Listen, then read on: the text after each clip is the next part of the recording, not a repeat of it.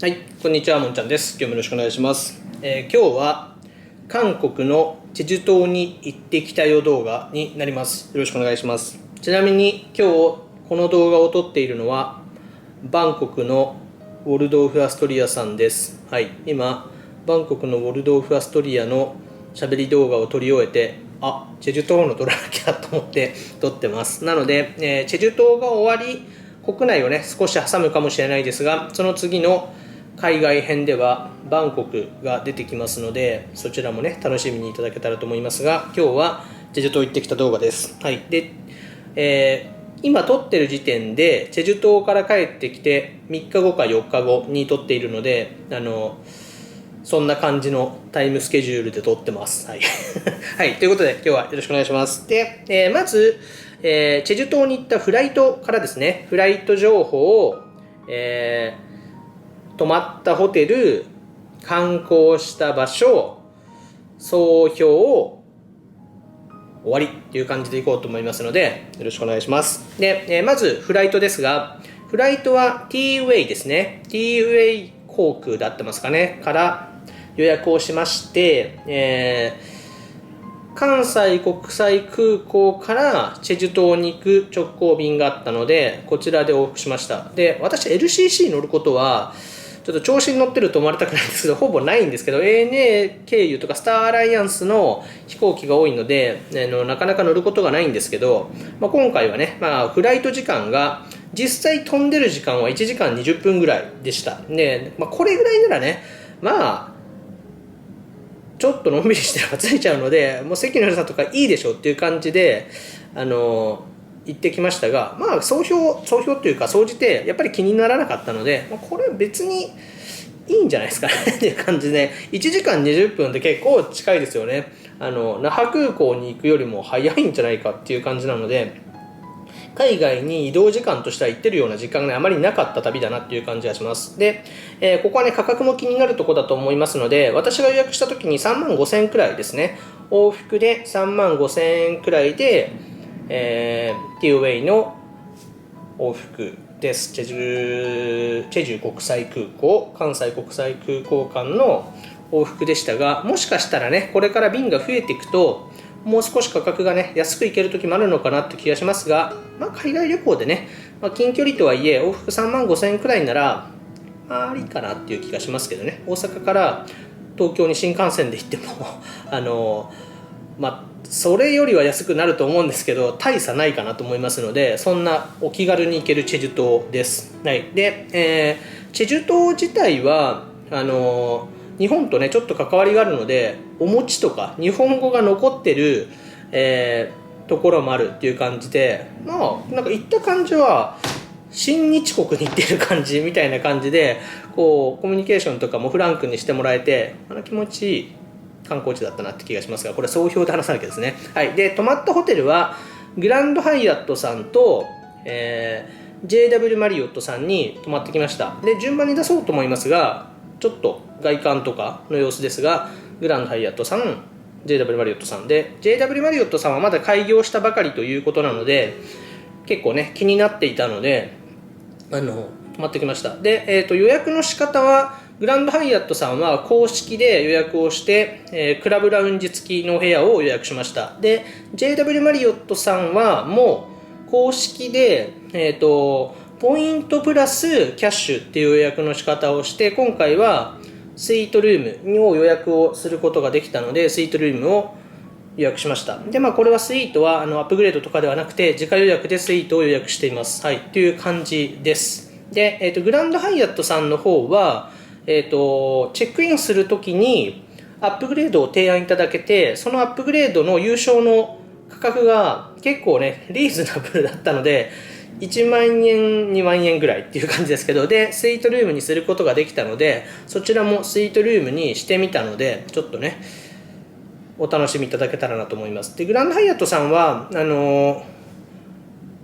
一緒に行った方もアップグレードを提案されてましたが、結構アップグレード細かい提案をしていただけるので、お部屋の眺望とか高層階とかを予約するよりもかなりねリーズナブルに提案いただけてる感じがしたので、これは行ってみてそういう安いのがあったらちょっとね手を出してみるのもいいかなと思います。で高層階と低層階でだいぶ眺望のねこう感動違うので、3000円とかで高層階とかにできるならしちゃった方が満足度の高いホテルだったんじゃないかなと思います。でこちらはね、眺望の様子とかはグランドハイアットさんの動画を見ていただければと思いますので、はい、そんな感じで、今週末からですね金曜日2週連続でグランドハイアットチェジュさんと JW マリオットチェジュさんご紹介しますので、ぜひご覧ください。はい、で、観光ですが初日ですね、初日グランドハイアットさんの日に夜市みたいな市場に行ってきたので、それをまずご紹介しようと思いますが、ちょっとね写真とか食べたものもあったら載せようと思いますけど、これおすすめです。チェジュ島の市場すごい活気があって、変なお兄さんとか言っちゃいけないですけど、お兄さんたちが踊ってたり信じられないようなハイテンションで勧誘してくれたりとかっていうのが楽しくて、若者でね活気があって溢れてる感じがして良かったですね。でチェジュ島は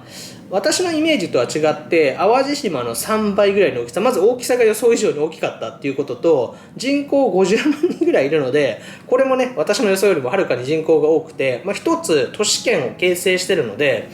なんかこう田舎に行くっていう感じはね全くなくて、グランドハイアットさんの周辺とかがかなり栄えていたので、あと、チェジュ島はコンビニの3倍カフェがあるらしいので、カフェがものすごくあります。で、市街地は信じられないぐらいスタバがいっぱいありますなので、こんなにスタバあるんだって感じですね。私、出身地が愛知県豊橋市っていうところなんですけど、38万人の都市なんですけど、スタバ3、4個しかないのに50万都市の市街地だけでもうかなりの数ねスタバがあったので、ちょっと我が、出身地にもスタバ出してくださいよって感じもしましたが、そんな感じですね。はい、ちょっとこれちょっと後で話します。で、初日は夜市に行きました。で出たと思います。雰囲気良かったです。で、チェジュ島はタクシーが結構安いので、市場とかにグランドハイアットさんから移動しても600円とか700円くらいなので、チップも兼ねてね、1000円くらいのなら1000円1万ウォンですか、1万ウォンが1000円ぐらいだと思うので、1万ウォン出して、お釣りいいよぐらいの感じなので、1000円で市街地はだいたい行けちゃうっていう感じで、タクシーも使いやすかったですね。はい、そんな感じで良かったのが1日目で、2日目は、グランドハイアットさんから JW マリオットさんまでが車で1時間くらいかかる距離なんですよね。でここは、インターネットで現地に住んでる日本の方のアテンドをお願いしました。なので車を用意いただいて、道中のね行きたいところを寄ってもらうと、こちらから希望を言えば寄っていただけますし、お任せすれば寄っていただけるっていう感じで、今回はおしゃれなカフェをっていう抽象的な表現でお願いをして、いくつか候補を出していただいて行ってきたんですが、順番にね3つ出そうと思いますが、3つかな。1つ目こんな感じで、ちょっと有名なね火山なのかな、旧火山みたいなところの麓にあるカフェで、ホテルを改装したっていうカフェだったんですけど、おしゃれで食べ物も載せようと思いますが、食べ物も美味しい。チェジュ島はみかんとアワビがゆですかが有名ということで、みかんのねケーキとか結構いろいろなカフェにありましたね。はい、ということで1個目で、2個目のカフェといいますか商業施設、ちょっと載せながら行こうと思うんですけど、化粧品のイニスフリーですかね。チェジュ島発信の化粧品ブランドで、女性の方は韓国コスメとかが好きな方はイニスフリー知ってるかなと思いますが、イニスフリーが運営する施設で、その中にカフェは3つで、そこでしか買えないイニスフリーが経営するお茶ブランドですかねもう買うことができるってことで、しかも載せようと思いますけど、お茶のお土産のものがめちゃくちゃ箱とか可愛いので、これ行ってよかったですね。チェジュ島に行かれる方はこのイニスフリーの施設はぜひ、おしゃれです。で写真映えするスポットだらけで、緑とのね相性がとても良くてということで、イニスフリーの商業施設行ってきました。で3つ目がもう1個カフェ行ってきたんですけど、こちらのカフェはかっこいい感じのカフェで、日本のカフェ好きの方は結構好きな雰囲気じゃないかなと思います。で、こちらのお店はイケメンが多いので、スタッフの方に目で保養していただけるっていうことと、食べ物も映え美味しい、コーヒーも美味しいということでね、素敵なカフェで、結構ね贅沢な敷地の使い方してるなっていう感じがしましたね。はい、という3つの観光スポットによって JW マリオットさんに行ってきました。はい、そんな感じですかね。で、さっきちょっと話したんで忘れたんですけど、初日の時にねスタバも一応行ってきました。でスタバは、チェジュ島限定の飲み物が結構あるのと、チェジュ島限定のボトルとか、水筒とか、水筒ほぼ一緒あるので、そういうタンブラーとかねを記念に買っていくのもいいんじゃないかなと思いましたので、はい、そんな感じの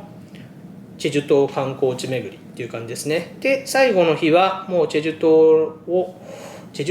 島いっぱい行ってますけど、 JW マリオットから空港に行って、空港でラーメン食べたんですけど、出るかな、辛かったですけど美味しいですね。はい、で、チェジュ島の食べ物は割とねこうキムチ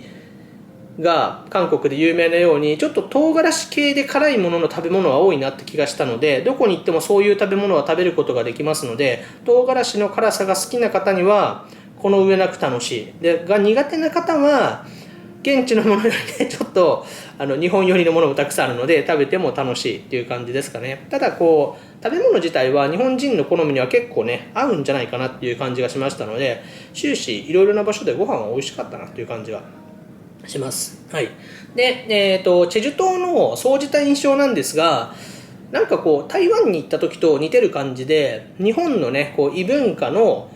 エリアに行ったみたいな感じで、結構気軽に行けて、こう気張るというか緊張しすぎずに行けるいいとこだなっていう感じはしました。ただまあ日本にいないなっていう感じもね感じることはもちろんできるので、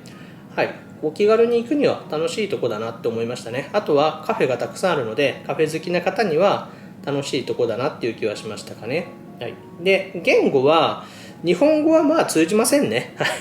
ただ、日本人の方が結構観光地でも来るんだと思うんですけど、観光客として日本人の対応には結構慣れてるっていうことと、日本の方にフランクというか親しみがある対応をしてくれるなっていう感じはしましたので、なんかこういうの見てると、まあやっぱこう個人レベルといいますか人レベルではね良好な関係を作れるんだなって感じはするのでね、はい、いろいろ感じるところはありますが YouTube であんま触れると炎上しそうなのでこれぐらいのときますが、良かったですね、はい、っていう感じがします。なので言語の問題はそんな感じで、ホテルの方は日本語で喋ろうといろいろ努力してくれたり、日本語を勉強したいっていう方がいて、これで日本語だと合ってるとかっていうのをね確認してくれたりして、そういうコミュニケーションも楽しい滞在になりましたね。はい、そんな感じです。で、まあ環球に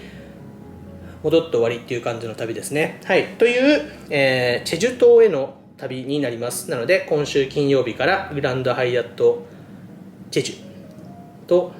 JW マリオットチェジュのホテル紹介したいと思いますので、こちらももしよかったら見ていただけたらと思います。はい、ということで今日はこんな感じで終わると思います。またよろしくお願いします。失礼します。